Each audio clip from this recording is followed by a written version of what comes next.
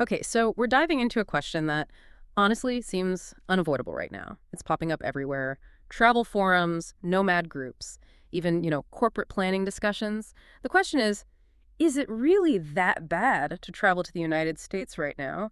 Because for years, decades really, the US felt like, well, the easy, predictable choice. But looking at the sources we've gathered, that whole perception seems to be changing, maybe fundamentally. That's exactly it. That's the tension we need to dig into today. Our goal here really is to synthesize a pretty challenging mix of information. We're talking firsthand accounts from travelers, some quite difficult to read, plus official government travel warnings updated by, what, over a dozen countries now? Allied nations, too? And then there's the specific economic reports spelling out the financial cost of this shift. We need to try and cut through the noise, understand the actual risks, the new regulations, what it means for anyone heading to the U.S. Right.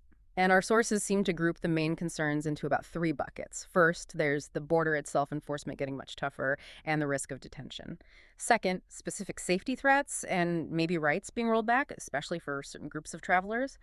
And third, the global reaction to these warnings and the economic fallout, which looks pretty measurable. Okay, so let's unpack this. Okay. Where do we start? Maybe with that immediate risk, detention. Yeah, let's start there because historically, if you made a mistake at the U.S. border, wrong visa, paperwork issue, it was unpleasant, sure.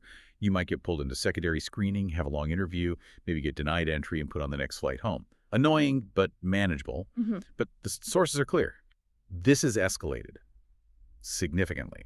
The main risk now, even if you have what you think is a valid visa, is ending up in detention, maybe indefinite detention. Indefinite detention, that sounds, well, serious. Are we talking about regular tourists here, people working remotely? Or does this even affect folks with green cards? And how does that even happen? What's the mechanism? It seems to be hitting all categories, really. Tourists, workers, sometimes even long-term residents. It depends on the alleged issue, or sometimes, frankly, just an agent's suspicion. The mechanism. Well, that's tied directly to the detention system itself. When someone gets flagged, maybe a tourist with a simple error on their ESTA, or someone suspected of intending to work without authorization, they're often not just turned away. They could be channeled into facilities run by ICE, Immigration and Customs Enforcement. Okay, ICE facilities. What's the significance there? Why is that different? That's the critical point the sources really hammer home. A lot of these detention centers are run by private for-profit companies. So their business model, essentially, is incentivized by keeping beds full, keeping people detained for longer periods. We're seeing reports, first-hand accounts, of travelers with relatively minor issues being held for weeks, sometimes months. So what should be maybe a bureaucratic fix, like correcting paperwork, can turn into this prolonged detention in a system that, well, profits from holding you. Okay, I get the system's severity, but how common is this? Are we talking about isolated incidents, or is this frequent enough that it's actually driving these international warnings? The sources don't give us overall statistics, like a percentage of travelers detained. But what they do show is an increase in these really concerning high-profile cases.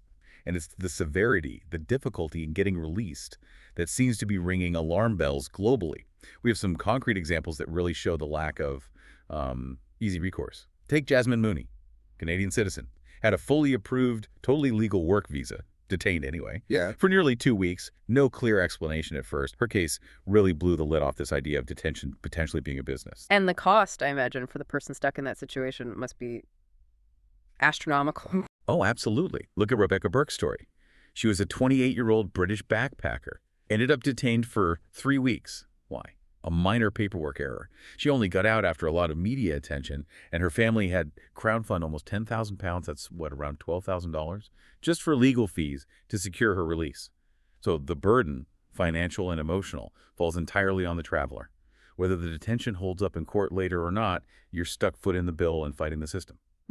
The sources also talked about aggression at the border that wasn't just about paperwork, but maybe fueled by misinformation. That Canadian folk duo case, Cassie and Maggie, that stood out. Yeah, that was a disturbing one. They reported being followed and pulled over by a state trooper in Ohio, aggressively interrogated.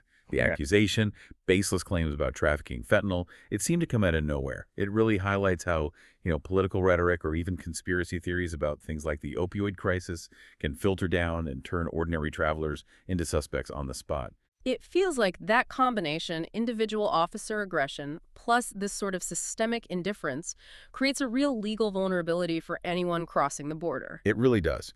And this is where some sources connect these individual experiences to a larger pattern, suggesting a potential issue with systemic adherence to the rule of law. The argument goes, if reports are accurate, that the administration at times seems willing to push boundaries or even defy federal court orders like the alleged secret deportation of Venezuelans to El Salvador for detention elsewhere, well, it raises a really fundamental question.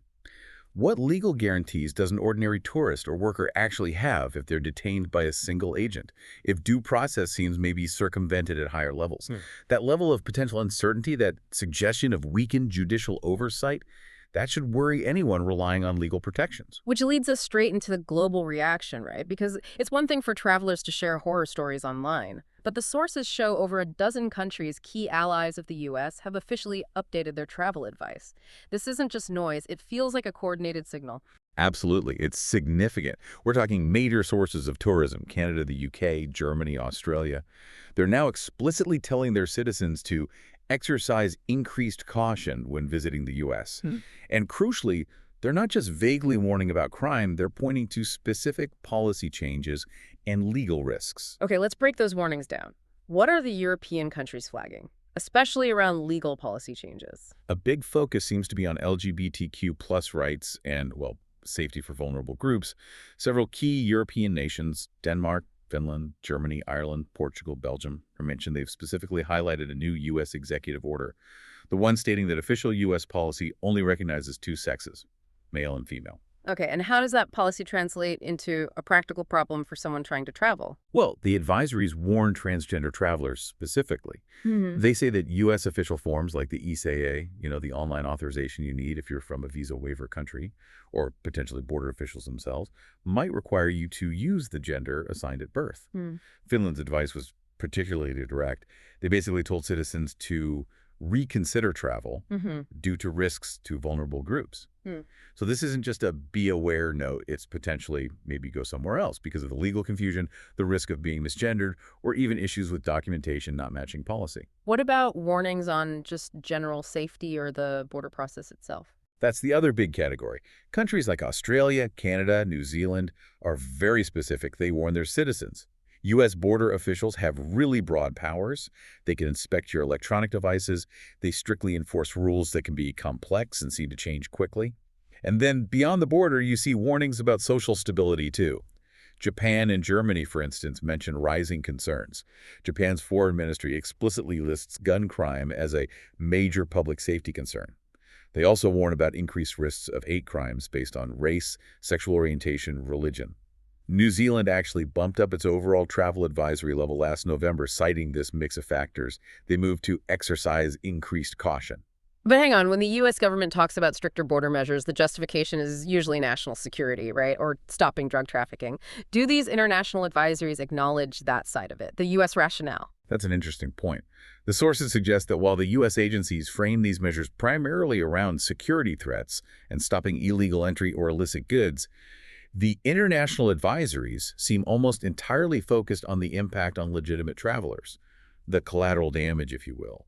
Foreign governments are essentially signaling to their citizens, whatever the U.S. rationale, the methods being used, and the risks involved may now outweigh the benefits or ease of traveling there for you. Okay. So that brings us to the practical hurdles, the new administrative stuff that just makes travel more complicated, especially maybe for business folks or longer stays. Let's start with electronic devices, phones, laptops. Yeah, this is a huge point of friction, especially for anyone carrying sensitive information, remote workers, journalists, academics. The sources confirm. U.S. border agents have the authority to search your electronic devices, your phone, your laptop, your tablet. And crucially, they don't need to give you a reason. No probable cause, no suspicion required legally.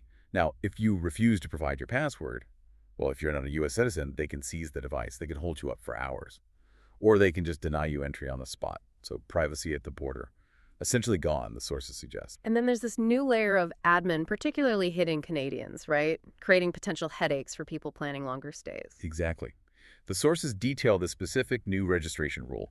It targets Canadians and other foreign nationals planning to stay in the U.S. for more than 30 days. They now must formally register with the U.S. government.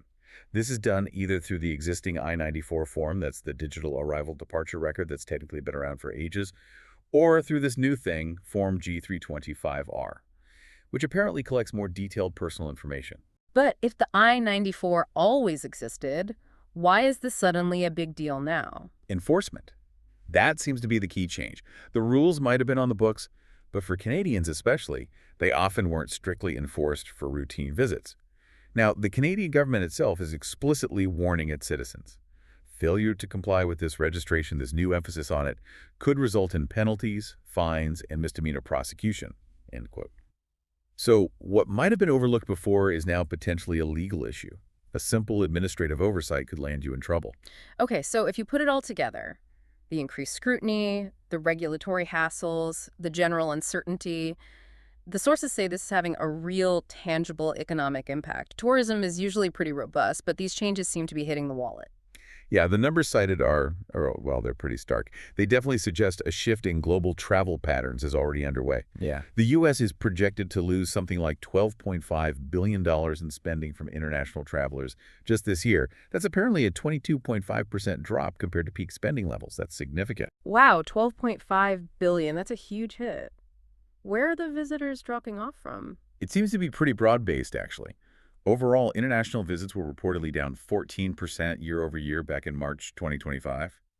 But interestingly, visits specifically from Western Europe saw an even steeper decline, down 17%, which suggests that those government advisories we talked about, plus the general traveler concerns being shared online, are directly translating into people choosing to go elsewhere. And this isn't just abstract numbers, right? It's affecting actual travel infrastructure, Yeah. flights and routes. Precisely. The sources mentioned a really noticeable ongoing drop in Canadians crossing the border, and Canadian travel is usually one of the most stable sources of U.S. tourism. And because of that drop, major airlines like Air Canada and WestJet have actually started cutting routes flying into the U.S. and reducing the number of seats available. So yeah, travel patterns are shifting in real time because the perceived risks and the actual regulations are making the U.S. a less attractive or more difficult option for a lot of people. So if we try to summarize the core challenge for you, the listener, it sounds like it's not just one single problem, but maybe a combination of factors creating this sense of vulnerability. That's exactly it. It's multiple things compounding. As a traveler, you're potentially facing social safety concerns like the reported rise in hate crimes or differing state laws on personal rights. Plus, you have to navigate this very strict, very detailed, sometimes unpredictable immigration system. A system where even a small bureaucratic slip-up could potentially lead to getting detained, maybe for a long time, possibly in a facility that profits from it. There's a lot to manage. Yeah. The decision to travel, obviously, it's always a personal one, but the advice synthesized from all these sources seems pretty clear. You need to be really aware of these specific risks and maybe actively consider destinations where, visitors feel genuinely welcomed, respected, treated like guests, not automatically like suspects. And we should probably remember, the world is full of places that are actively courting tourists and remote workers right now. Places like Canada, Mexico, Portugal, Thailand, lots of others. There's a global marketplace for travel destinations, and it's competitive. Which kind of leads us to that final thought, something for you to maybe mull over. Given this economic hit, the billions in lost tourism dollars, and this complex regulatory environment that seems to be pushing people away, could this current situation with U.S. travel create a permanent shift, a long-term change in global tourism flows and where remote workers choose to go? Will we see these other welcoming international hubs permanently capture some of that market share the U.S. seems to be losing? Could it fundamentally redraw the map for global travelers? Something to think about next time you're planning a trip.